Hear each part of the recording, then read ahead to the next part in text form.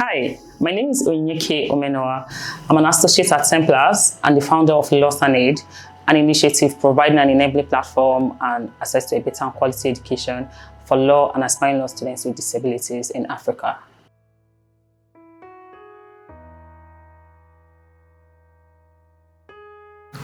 So yeah, to be honest, the gaps were both structural and deeply human. For one, we have a lot of faculties in Nigeria and in Africa that the structures are quite inaccessible for persons with disabilities.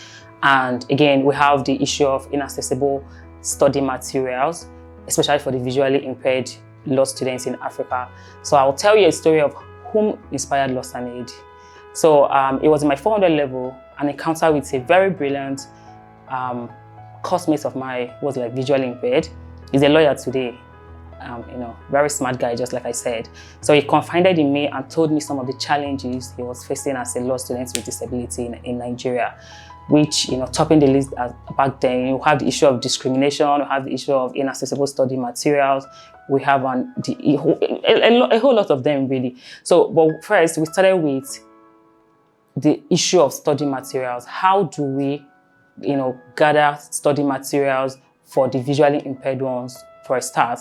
So we have today what we call the LAWSANAID Material Bank, where we have study material from 100 level to 500. You have for the law school, where they are able to access the materials and study just like every other person, right? And for the issue of discrimination, we started advocacy, trying to enlighten people about disability rights. A lot of people are now aware of the Discrimination Against Persons with Disability Act of 2018, which is an act in Nigeria that was given an implementation plan of 5 years. So in the act, it will interest you to know that if you discriminate against a person with disability and you are found guilty, definitely the law is going to take its action fully on you. So, we started to advocate for their rights, trying to provide opportunities. For instance, we have what we call the LAWSANAID essay competition, which we organize annually, thanks to the support of AER. They provide this opportunity for them. So persons with disabilities in Africa, every year they come together, they write on a topic that will provide, and the winners go home with a lot of prizes. So we started to provide, again, we have what we call the mental health corner, because research has shown that persons with disabilities tend to suffer mental health more than persons without disability. So we have what we call the mental health corner, where they can come in, confide in us, because we have what we call the LAWSANAID community group. So, our members are always allowed to come in, discuss what we are going through, and we always find a way to solve the issue. So these are some of the gaps were identified, and we are trying to close up the issue of lack of opportunities, the issue of inaccessible study materials, the issue of discrimination, and we are trying to, craft out programs, policies, projects that, we can find a way to solve these issues and, bridge the gap through LAWSANAID. Thank you.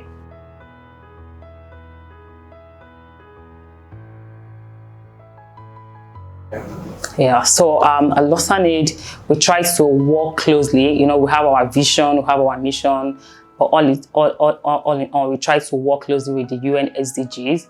We try to work in line with the African Disability Protocol. So for the US SDG 4, which is quality education for all, through LAWSANAID, we're advocating for inclusive education and inequitable education for all. And for us, we take that seriously through some of the activities or projects and programs that we organize. Just like I mentioned earlier, we have what we call the LAWSANAID essay competition. We have a lot of essay competition going on in the law community, but there is none for persons with disabilities, exclusively for persons with disabilities. And we started that, and it's interesting to know that our members, our past winners, is literally every other day. I get messages, I get calls, people being grateful how they didn't know they could do this, but because they tried out the LAWSANAID essay competition, for instance, they started believing in themselves. I'll tell you one story. Gabriel, a very smart guy from UNN, just finished, a law graduate now. So for the first time, he wrote an essay competition. All his life, I've never written, and he wrote when we published the first essay competition for law students with disabilities in Africa, and he came fourth, third or fourth, right? And the next year again, he tried again, he came second, and again, he tried again, he came first. It was very inspiring because Gabriel went ahead to start writing like other international competitions, and it's interesting to know that last year, Gabriel was invited to Vietnam because of what he wrote. Fully funded, he couldn't believe it, and thanks to him, a very grateful guy, always coming back to tell his story. Oh, this is where he was till LAWSANAID came. This is beginning to believe that, I can actually be a lawyer, and I can be, can get to any length I can think of. We have our members starting to believe that, I want to be an SAN, I want to be a professor of law, and that is because of LAWSANAID. We have this vision, we sell it to them, they begin to believe that they can achieve anything they put their mind to, right? And we keep reminding them every other day that their vision, their dreams are valid. They can achieve anything they set their mind to do. Because why? Disability is not inability. And that's what we do. And again, we always align ourselves in line with the SDGs, especially SDG 4, which is quality education for all.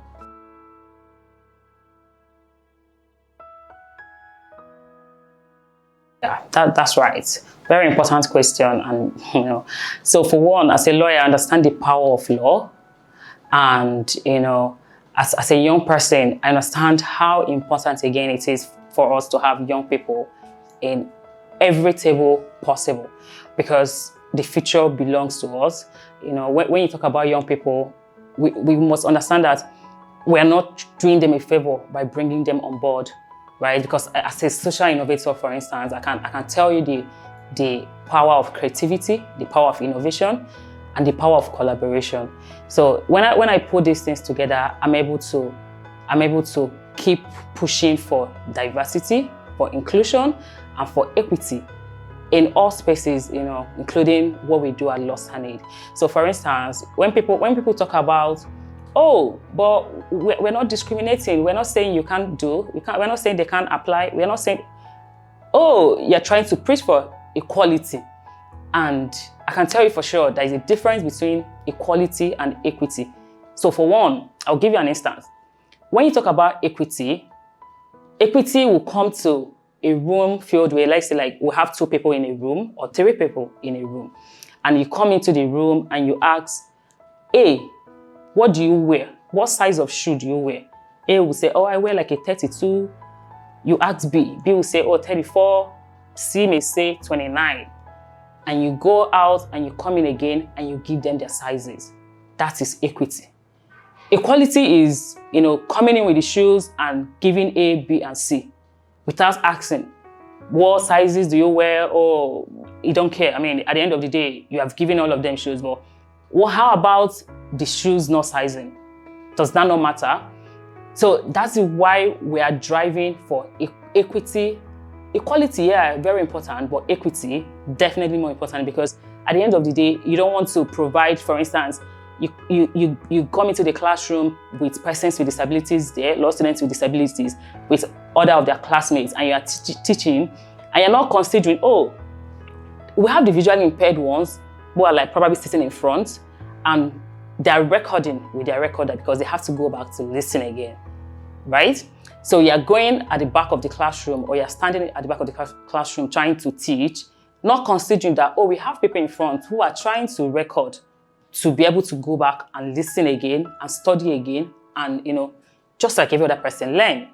So that is what equity will do for you, to put that in mind the next time you are trying to lecture, for instance, or you're trying to teach in a classroom filled with, law students, including persons with disabilities. And again, when you talk about diversity, there is need for us to understand that it's okay for A to do something differently while getting to the same result, and it's also okay for B to do the same thing differently. For instance, for people that are not using, typewriter to write, some people still use Braille, you find out that there are people that once they see the Braille paper, they're like, what would this person write? They don't consider, this person actually know what they are writing, in as much as they're using Braille, or you just want to read what somebody with pen wrote. So we have to understand that with diversity, that we are all different, right? In a society, we are all different, and that applies to persons with disabilities and persons without disabilities. So we have to also understand the power of diversity in a room filled with law students, in a room filled with every member of the society, including persons with disabilities. And this conversation is very, very important, because when we say it, people are like, are you serious? Again, it's interesting to know that we have over 1.3 billion persons with disabilities in the world. That is 16% of the world population. If you want to understand the context, 16% is not 1%, it's not 2, it's not 3, it's the whole 16%. So when we're having this conversation, you don't say that, they're just minority, why does it matter? It's a very important conversation, and we have to keep pushing for diversity, we have to keep pushing for inclusion, because they must be included in every decision that we're making in the society, because it affects them at the end of the day.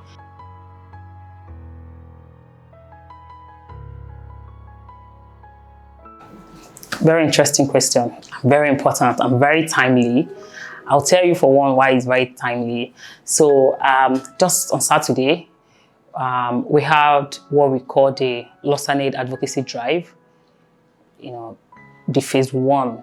So LAWSANAID advocacy drive is a project we started last year, where we are trying to advocate for the rights of persons with disabilities in communities, in schools, across the continent. So for this year, we have it in phases, and for the phase 1, we're beginning to have the conversations around the African Disability Protocol. What is it about? Why is it important? And why do we need to know about it? Right? So to answer the question first, before we get into that, for us at LAWSANAID, we're growing. For the 4th year, we're trying to, rebrand. To an extent, we're trying to expand, we're trying to have more impact. So for one, we're driving to be, first of all, the foremost organization driving for inclusion for persons with disabilities in Africa through legal empowerment, through advocacy, through education. So currently we're in about 12 countries in Africa. We're looking to expand. We want to get to 51 and get to 52. We want to cover the entire African countries. And interestingly, it looks like we're getting, again, international recognition here and there. People are interested in being our ambassadors because of the importance of the work we are doing, right? So we recently closed the LAWSANAID Ambassador Network call for application, and we got entries across the world, in everywhere, literally everywhere you can think of. We had application from India, had from almost all the countries in Africa. So, we are expanding. We want to have everyone, in every room, literally talking about the importance of inclusion, the importance of equity, and the importance of diversity. So we are working with, for the different phases again, like I mentioned, for the LAWSANAID advocacy drive, we are looking to work with institutions, we're looking to work with governments, to drive the laws that we have. For instance, in Nigeria, we have some of these laws already. Nigeria already ratified the African Disability Protocol. So as some other African countries, we have the Discrimination Against Persons with Disability Act of 2018. So we want full implementation. So we are driving that conversation, we are driving the advocacy, we are driving the awareness, and obviously we're not taking our eyes off the legal empowerment. So far, we have over 12 lawyers that we have trained in our law school scholarship grants. This year, we got interest, over 10 other lawyers, law students with disabilities trying to get our scholarship grants. So we're looking to expand. We want to see where we're able to sponsor 10 of them in a year, in a single year, right? So you want to be able to give everyone opportunity. If you want to be a lawyer as a person with disability, yes, we can help you achieve that dream in LAWSANAID. If you want, even for the aspiring one, because for us, we take it seriously. Again, for the aspiring law students, people in secondary school trying to be lawyers, how do I go about it? Is it possible? We want a society or a legal profession where people don't even ask that question. It's expected that when you come into any class, you see persons with disabilities seated. So you're not seeing it as a shock. Oh, what are they doing there? You're seeing it as a normal thing in the society. So that's where we want to get, and, we're working, like I said, we're working with governments, we're working with private institutions, and people in public sector, private sector, organizations that we can collaborate with, we can work with to achieve our vision and our mission, and we have a long way to go. But we're giving it, this is the 4th year. By our 10th year, we're sure that we're all over the world, really, driving this conversation, equity, equality, diversity, inclusion, and making sure there is room, and there is room for persons with disabilities, and there is no room for any form of discrimination in our society. Thank you.